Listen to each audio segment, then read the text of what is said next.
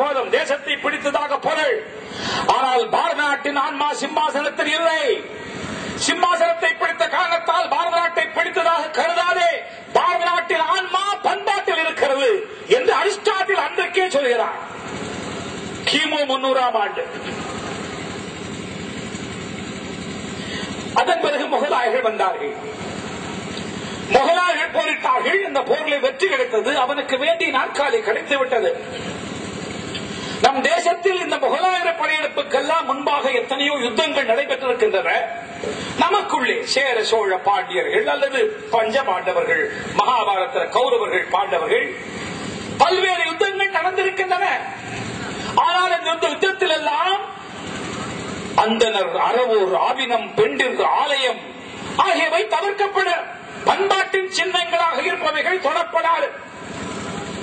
முகலாயர்கள் இந்த தேசத்திற்கு ஆக்கிரமித்த பிறகு, போரிலே வெற்றி பெற்ற பிறகு, கவனியுங்கள், போரின் ஒரு பகுதியாக அல்ல, தான் வெற்றியை கொண்டாடுவதற்காக அவன் திட்டமிட்டு தாக்கியது அந்தணர்களை, அறவோர்களை, துறவியர்களை, மானபங்கப்படுத்தியது பெண்களை, இடித்தது ஆலயங்களை, வெட்டியது பசுக்கூட்டத்தை. எவையெல்லாம் தொடப்படக்கூடாது என்று நம்முடைய யுத்தத்தில் தர்மமாக கருதினவோ அவர்களெல்லாம் தாக்கப்பட்டது முகலாயர்கள் ஆக்கிரமிப்பின் போது.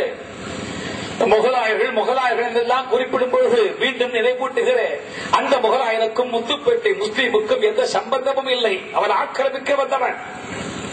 அவனுக்கு புரிந்திருந்தது, நாற்காலியை பிடித்தால் போதாது, இந்த தேசத்தின் பண்பாட்டை அழித்தால் மாத்திரமே தேசத்தை நாம் பிடிக்க முடியும்.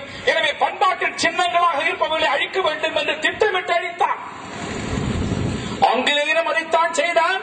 ஆனால் கொஞ்ச காலம் கழித்து இவனை கத்தியாலே பயன்படுத்துவதற்கு பதிலாக புத்தியை பயன்படுத்தி இந்த தேசத்தில் எவையெல்லாம் பண்பாட்டு கேந்திரங்களாக மதிக்கப்படுகின்றதோ அந்த மதிக்கப்படுகிற கேந்திரங்கள் மீது இருக்கிற மதிப்பை குறைக்க வேண்டும் என்று தீர்மானித்து மெக்காலே மூலமாக கல்வி திட்டம் கொண்டு வந்து இந்த தேசத்தின் முக்கியமாக மதிப்புக்குரிய விஷயங்கள் எல்லாம் மதிப்பு இல்லாதவை என்பது போல புத்தியால் கடமைத்ததன் விளைவாகத்தான் இன்றைக்கும் பல்வேறு ஆங்கிலம் பேசிக் கொண்டிருக்கிற, நுனிநாக்கில் ஆங்கிலம் பேசிக் கொண்டிருக்கிற படித்த வர்க்கம் மெக்காலே புத்திரனாக இந்த தேசத்தின் பண்பாட்டை பற்றி சிறிதும் உணர்வில்லாமல் லட்சை என்று வாழ்ந்து கொண்டிருக்கிறார்கள்.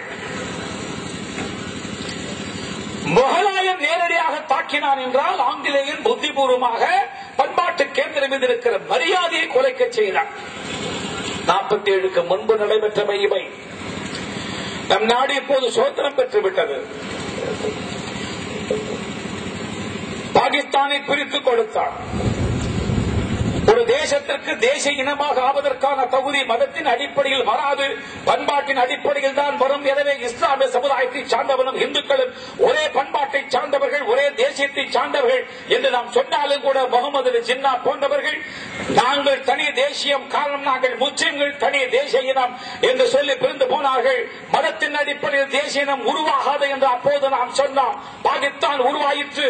25 ஆண்டுகளிலே ஒரே பாகிஸ்தான், ஒரே மதத்துக்காரன் சண்டையிட்டு 2ஆக பிரிந்து விட்டார். மதம் இனத்திற்கு அடிப்படையாகாது என்பதற்கு ஈராக்கும் ஈரானும் போரிட்டுக் கொண்டிருக்கின்றன.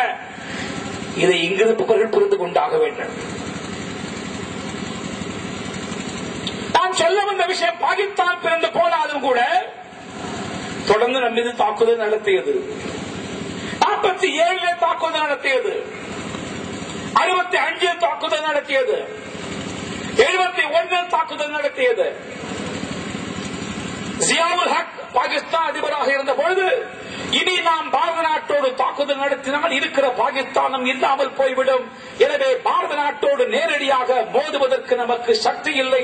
காரணம், பாரதத்தில் திறமையான ராணுவம் இருக்கிறது என்பதை பாகிஸ்தான் அதிபராக இருந்த ஜியாவுல் ஹக் புரிந்து கொண்ட காரணத்தால் அவன் ஒரு ரகசிய திட்டம் தந்தார். அவரை நாட்டை பொறுத்தவரை அது பகிரங்க திட்டம். அதன்படி பாரத நாட்டிலே சில பயங்கரவாதிகளை பயிற்சி தந்து ஊடுருவ செய்ய வேண்டும், பாரத தேசத்தை நிலைமொழிய செய்ய வேண்டும். அந்த திட்டத்தின் அடிப்படையில் தான் பயங்கரவாதிகள் பயிற்சி தர ஆரம்பித்தார்கள். ஜியாவுல் ஹக் காலத்திலிருந்து நடைபெறுகிறது. காஷ்மீரம் இலக்காயிற்று. எங்கோ காஷ்மீர் தானே நினைத்தார். காஷ்மீர் மாத்திரமல்ல, எல்லா ஊரிலும் இலக்காயிற்று. கோயம்புத்தூர் இலக்காயிற்று, திருநெல்வேலி இலக்காயிற்று, மதுரை இலக்காயிற்று. பாரத நாட்டில் பல்வேறு பகுதிகளில் பயங்கரவாதிகள் பெறுகிற. இப்போதும் அந்த பயங்கரவாத இயக்கம் தலைதூக்கி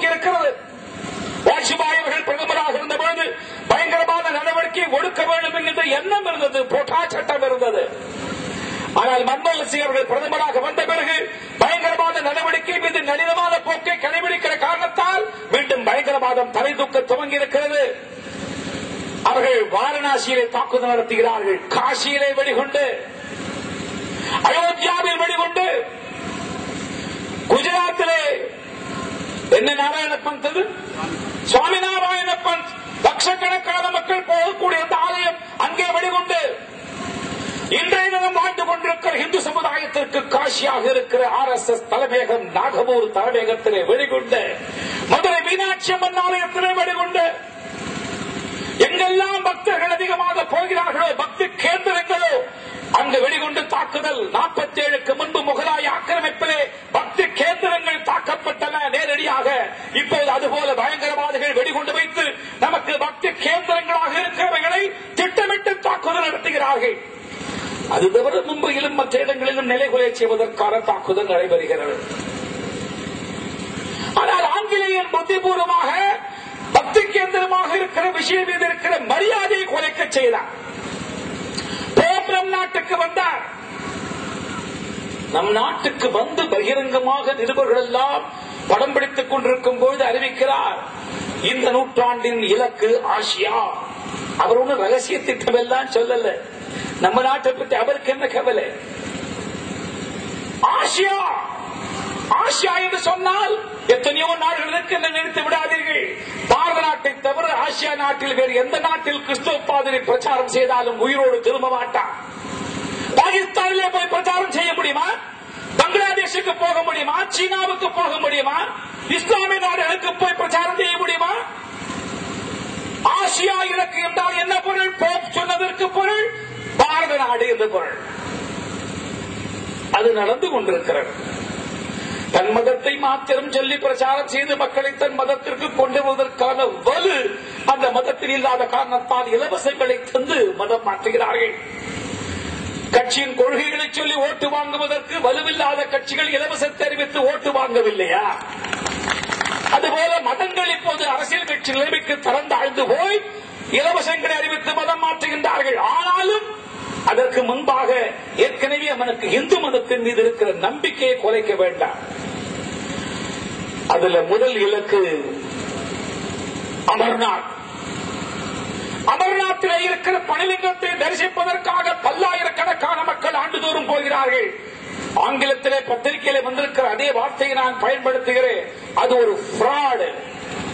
இந்த பனிலிங்கம் எல்லாம் ஒன்றும் கிடையாது, செயற்கையாக எவனோ தயார் செய்கிறார்.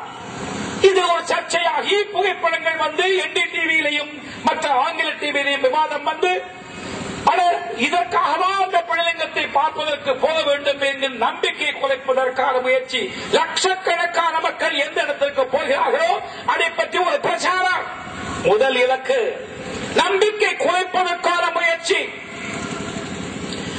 அடுத்து துறவிகள் மீது மக்களுக்கு மரியாதை இருக்கிறது. துறவிகளிலே மதிக்கத்தக்கவர்கள் மடாதிபதிகள்.